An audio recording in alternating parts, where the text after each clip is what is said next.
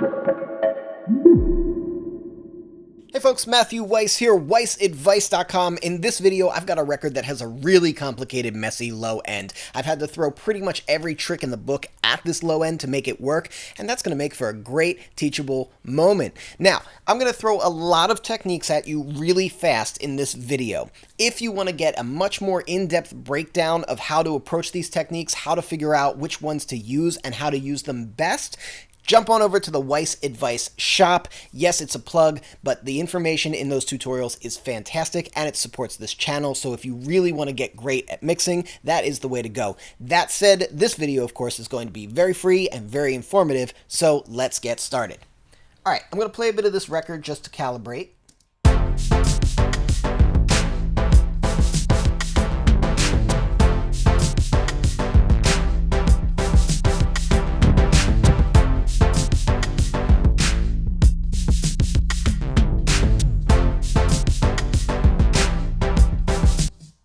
Musically speaking, I like it. I like what's going on in the low end in general, but it is very complicated, and let's be honest, it's a little flat, it's a little blurry, it's hard to pick out all the different elements, and the experience of it is not fantastic. It's good, but it's not fantastic. Now, I'm going to throw on my effects and make one little switch, and let's listen again.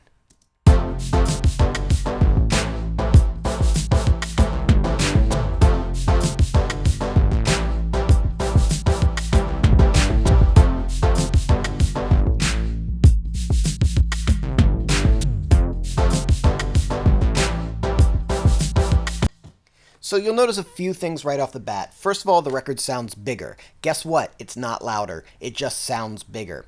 Second, you can pick out actually all of the very different elements that are going on. You can identify the bass, you can identify the bass layer, you can identify the kick. Everything now can be heard, even though it still feels like it's very glued together. And then lastly, there's actual physical excursion from the kick, meaning we don't just hear it, but we can also feel it. Those transients are coming through the speakers, and that really helps the groove, and it helps the enjoyment of the record, and those two things are tremendously important for selling a song.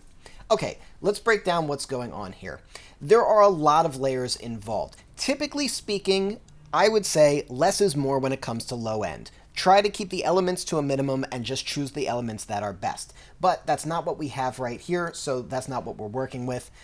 In addition to that, I would be really wary about using samples that are heavily clipped. Sometimes they can work. They work well when they are the prominent sample.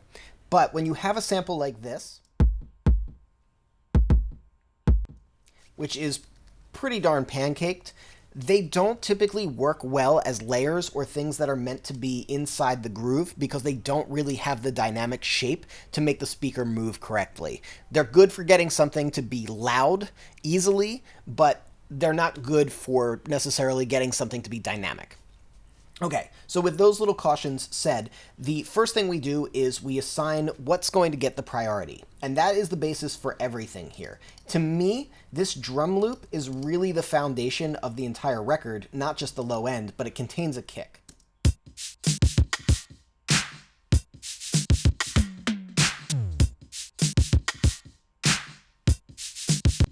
By the way, bonus points for anybody in the comments section who can identify the original artist who's famous for making this drum loop. The original artist.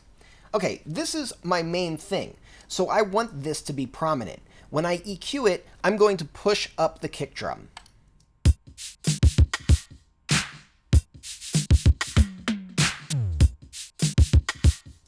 That just feels better to me right off the bat. So a lot of the times we think that when we're EQing kick and we're EQing something like, say, an 808 that's going to work with it, you don't want to push up the sub-range of that kick because the 808 is already taking over that sub-range. That's not really true. We want to just make sure that the low end is in agreement. We don't necessarily have to get things out of the way, although sometimes we do. It just depends on the circumstances. Our partner in crime for this low end is going to be this 808.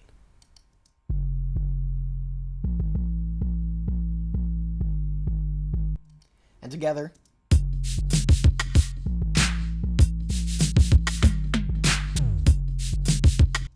So my primary goal here for this whole low end is going to make those two things have the best relationship possible. I know that my loop needs to be the most important, so my next move is going to be getting the stuff from the 808 away from that groove.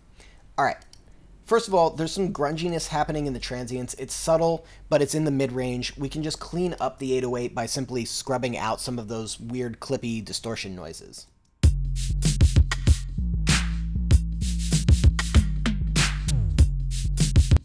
That one's subtle. I don't want to dwell on it too long. The more important move here is this. I'm going to get the 808 out of the way of the kick by boosting.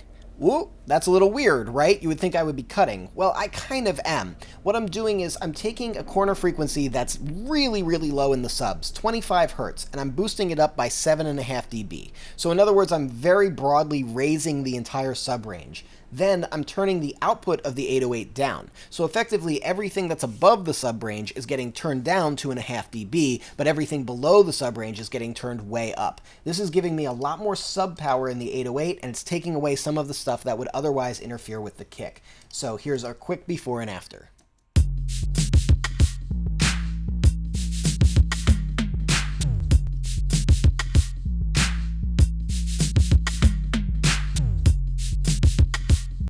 And I think it's pretty apparent that that feels pretty immediately better. Only last move, just taking some of the like super inaudible stuff out.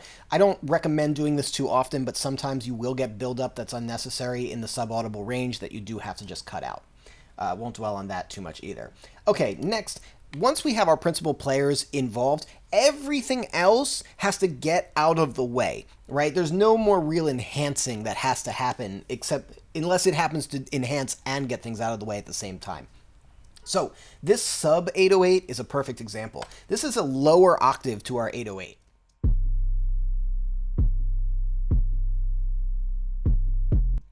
That tail is so low that unless you're on hi-fi system of some sort, full range speakers, you're not even going to be able to hear it. I don't think that that tail is necessary to anything. Our 808 is already covering that 808 sub. So when we have situations like this, we don't want to just think in terms of EQ. We want to also think in terms of dynamics. We need to get rid of that tail. The tail is blurring things. Like, listen to that first hit.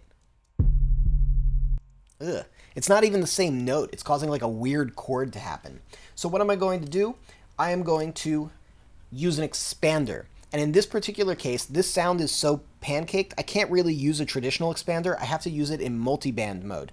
Basically, what I'm doing is telling this that whenever the frequencies that are above 200 hit, that's when we're going to open our gate and let sound through. But until that happens, we are going to be cutting everything that's below 260 hertz. Now, check out what happens when I do that. We go from this to this. We transform it from what is a sustaining 808 into a punching kick drum. And that's much more important for the arrangement because it's the punch of this that's needed for the rhythm, not the sustain. Then I'm adding another gate to kind of help clean it up a little further, little EQ to help clean it up a little further, and lastly a transient designer to again reduce sustain, add hit, because we need the attack of this, not the sustain of it. And when it's all said and done,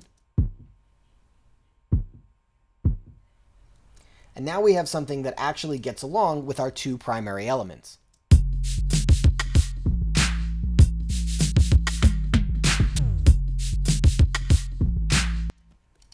Okay, then we have this guy.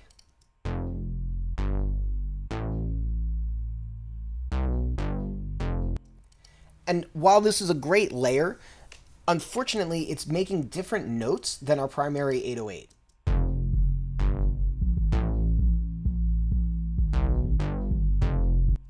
So it's not exactly the same. Now, one thing that would definitely help would be just like high passing or low shelving off a ton of sub, because we don't really need sub from this sound. Our sub is absolutely covered already, but there's actually a better way in order to get everything to work. Instead of thinking just in terms of EQ and dynamics, we can also think in terms of stereo image. It is a huge misconception that you cannot have stereo bass. It's important to understand that bass needs to work in mono because of different playback systems, but that doesn't mean that we can't have a bass that is in stereo, and because this bass is not particularly important, we don't need it to fold into mono that well, we can actually turn it into a stereo bass. So I'm going to use Ozone Imager here to do this.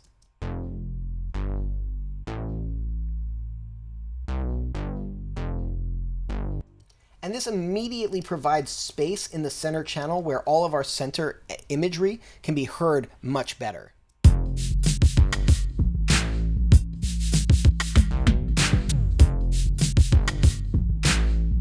On top of that, it makes the entire record bigger because now our low end is expansive. Last, I'm going to add some EQ. I'm going to take out some of those subtones. They're not needed. I'm going to emphasize the upper bass tones as well as just some of the mid-tones to give it a little bit more of that DX7y kind of quality.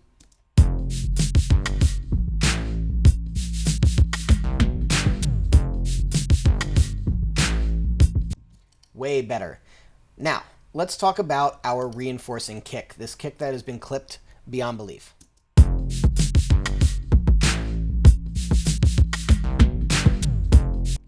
If we have to use this, the main thing is to get this kick to be in phase with the main kick from our primary loop.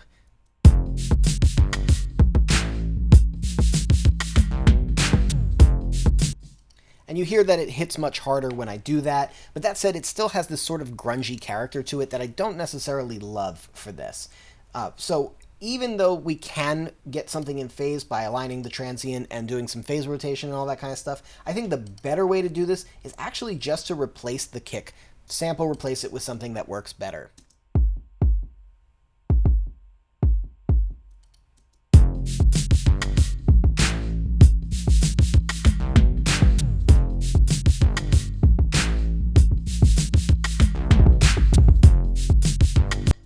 So just right off the bat, with no processing on this particular kick drum, it's working better than the kick that was already there. It's got real dynamics to it. It's tonally meshing pretty well. We could obviously fine-tune it a little bit more. There is a lot of sub-information. Maybe we don't need all of that, but even without doing that, this already sounds good. So sometimes it's just picking the best sample for the job. All right. Lastly, the elements that are not necessarily primary to the bass, we do have to watch those and make sure that they don't contain extra sub and bass information. So first, high passing all of the deep subs. Second is going to be rolling off some of the lows, pulling up some of the mids, giving it some space. So let's hear before and after on that.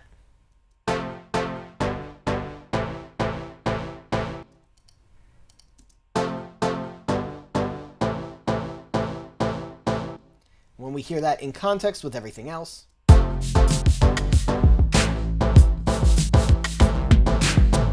just sits a little better. I'm going to then keep emphasizing the upper frequencies as opposed to the lower frequencies. Here, I'm doing a little bit of excitement to the mid band. That's going to push those mids a little bit more. I'm going to pull down some of the transient and take out some of the sustain of the low. So I'm going to run off some of the higher transients because it's starting to get bright, but I'm also going to cut sustain in the low end because, again, we don't necessarily need the sustain there. We've got already plenty of sustaining information in the lows.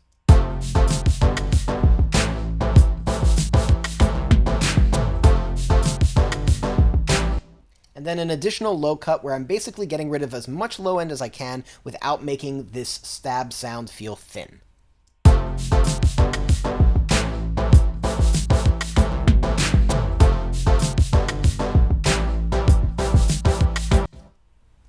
And that's the basic formula. Same thing, same kind of concept with this other DX bass, except for I'm using an automated EQ that's going to follow. So basically the lowest subtones are being cut wherever they are, and the higher tones are being exaggerated.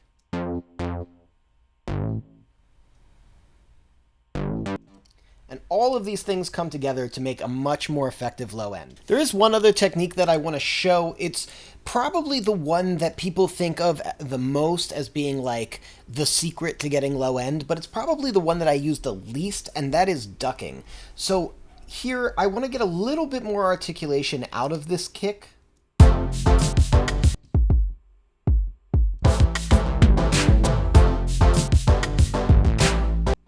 So I am going to send a trigger here. I'm going to send down a bus send right here off of bus 8. And then just on the sustaining elements of the bass, which would be the 808 and our DX2, I'm going to put on a compressor, but I'm going to trigger the sidechain from the kick send, the 909. And that's going to cause the sustaining elements to duck out of the way very, very fast, just enough to let the articulation of the kick come through. So let's put those on and give it a listen.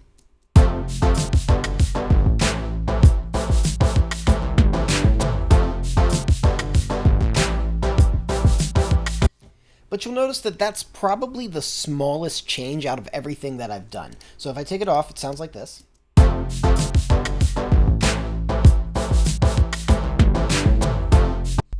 If I put it on, we're just going to hear those inside kicks a little better.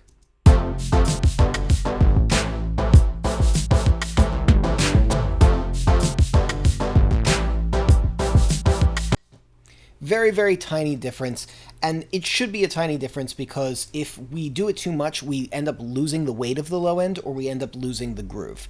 So it's one of the techniques that I use very sparingly and very cautiously that I think a lot of people overuse sometimes. And by the way, you can also just like straight up mute something. You don't necessarily need to do a duck. Like you can do it with automation or you can just mute a part. So like for example, where we get this kick roll right here, I can just go to the 808 and mute it.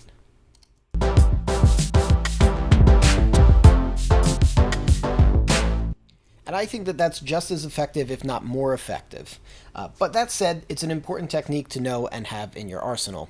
Alright guys, that's the video. If you dig what I'm doing here on this channel, hit that like button. If you want to catch more videos like this, hit subscribe with the bell notification. And if you want to get really in-depth on how to process low-end, work compression, distortion, saturation, reverb, EQ, mix with feel, all of those great things, hop on over to weissadvice.com or the weissadvice.com shop where you can get great information and support the channel. Lastly, you know what we say here at Weiss Advice. We are musicians. Sound is our instrument, and I will catch you next time.